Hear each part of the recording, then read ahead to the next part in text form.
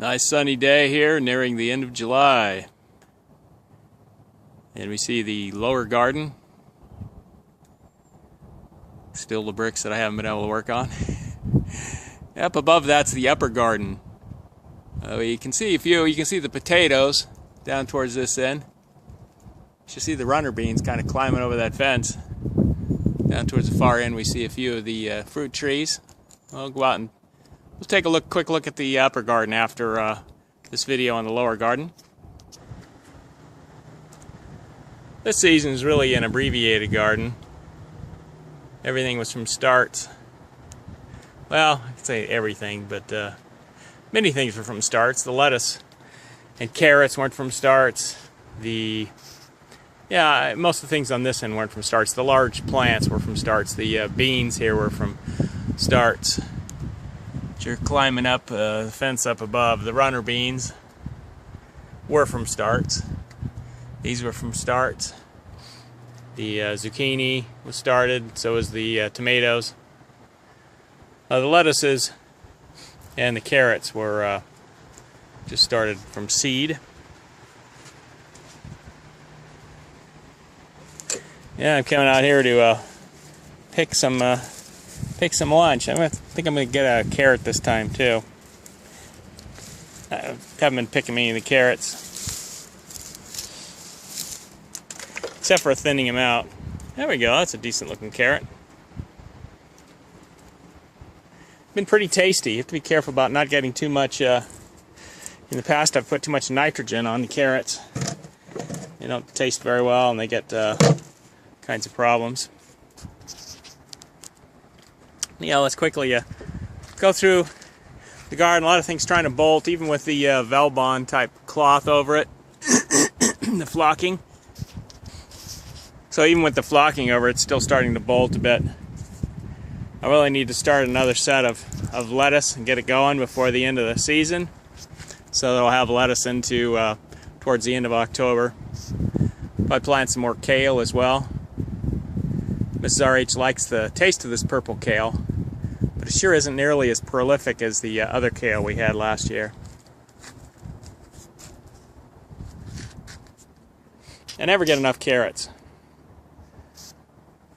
Now you can see the runner beans are coming on, and they're huge. I mean, these things are big. See the size of those in my hand.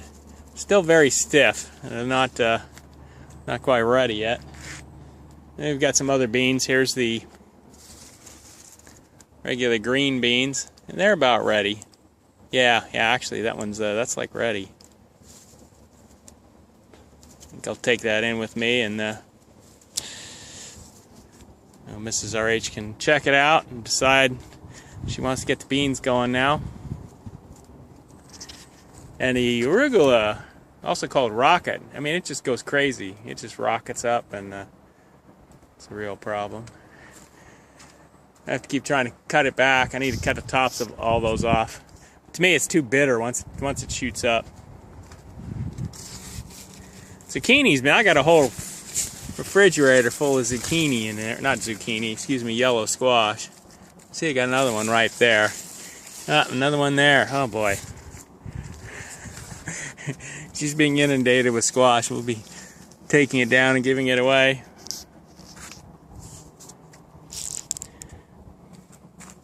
See some of the onions we have down here. Actually, shallots right down in here. Really enjoy the shallots. I really like the taste of the shallots. Very tasty. We've got some regular onions in the back, like a Walla Walla type onion. Now I did get a few ripe tomatoes the other day. They're kind of hidden down in the middle, but otherwise they're just starting to come on.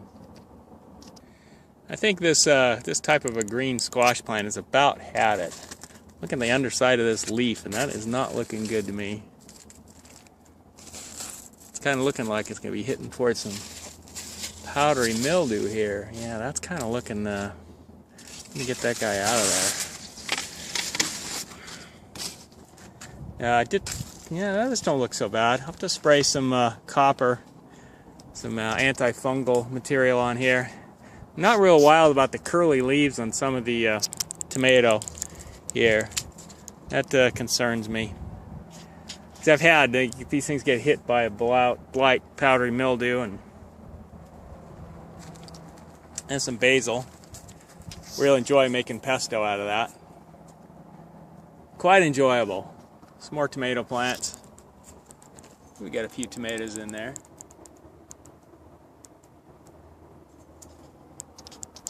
I should mention these are all types of cherry and grape tomatoes. I don't like tomatoes raw myself. And Mrs. RH only likes the cherry and grape sized tomatoes. I do want to grow some canning tomatoes, but we haven't gotten into the canning phase yet. I have seeds for them, so in case something happens. Yeah, it's good to keep some seeds, especially seeds that'll keep a while. And keep them in a nice sealed container in a cool area. Mini seeds can keep quite a while. Quite happy with the leeks.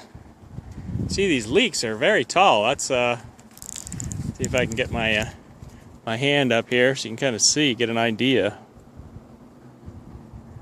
So they're quite large. Those are about 2.5 to 3 feet tall. And I've had some other leeks in the past, and they just really didn't want to take off very well. So these have done very well. In fact, I had so little luck, that's why I put them in the front. If I had known they'd done so well, I'd put them in the back. And we've got some peppers. Some of them are quite gorgeous. I like them once they've turned yellow. And in some cases, I like them once they start turning red. So these peppers are yellow peppers, and I like them once they've, I really like them once they're sweet, nice and red. Just let them keep changing color. Now these plants are much smaller than I've had in the past, but they do seem to be providing some peppers, so I am glad about that. We will get some at the end of the year. Still watching this corn stalk grow. Sadly, it's the only one, so we won't actually get any corn. You know, they do need to have multiple plants there to reproduce.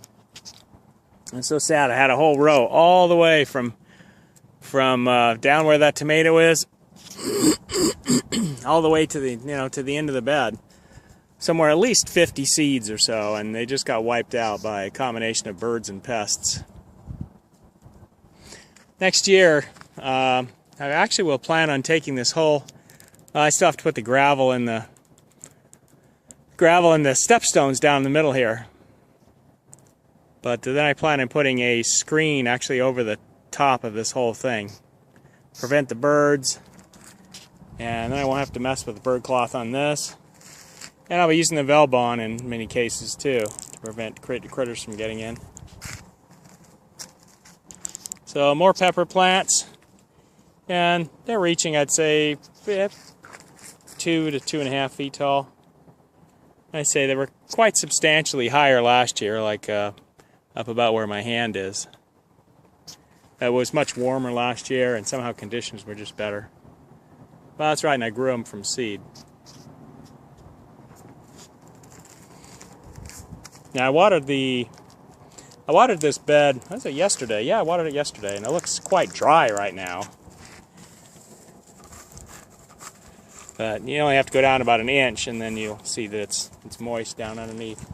It's actually good to let it dry out. I've made mistakes in the past where I watered it too often. This marigold's not looking well. I actually transplanted it from down the other end. I was just going to rip it out and throw it away, and decided, well, I got space over here.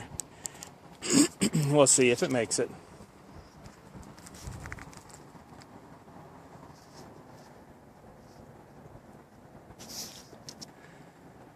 I'm always impressed by the amount of foliage on zucchinis and squashes. It's quite amazing.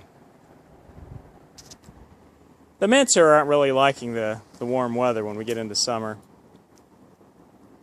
They've kind of done their thing already. And the lemon balm, I find I really don't like the taste of it. I'm not using what I've been harvesting. Strawberries, they're finished. I'm finding an occasional strawberry in there. But I will save this thing through the winter. I'll have it over winter in the greenhouse. You cut it back, put some compost on it, just let it overwinter. That's it. Hopefully I get on this thing, get some more work done down here. Really need to get the drainage put in, which is cutting along here along the base. Got to run a drain all the way up. This thing's about 75 feet, so I need to run a drain all the way along this front line here, and then this will be put in with gravel underneath, and then perhaps round stones on top. Maybe just gravel. Yeah, probably just gravel, and then the step stones running down through the middle, a pair, so that I get the wheelbarrows and carts through it. But it has to run all the way down to this point over here, which you're not going to be able to see very well. So all this needs to be dug up along the front of the greenhouse. So I need to run the drain coming along, but I also need to pick up an electrical coming off this wall. I've got 3-inch conduit coming down, and it'll be coming down and going underneath and running over towards the house. So that's part of the project as well. I'm going to start doing the digging once I get things prepared for the solar panels, which are going up. It's next week, in fact. So I'm going to sign off from the lower garden. RH here, Relentless Homesteading. Come back. See you soon. Please subscribe and give us a thumbs up if you like videos.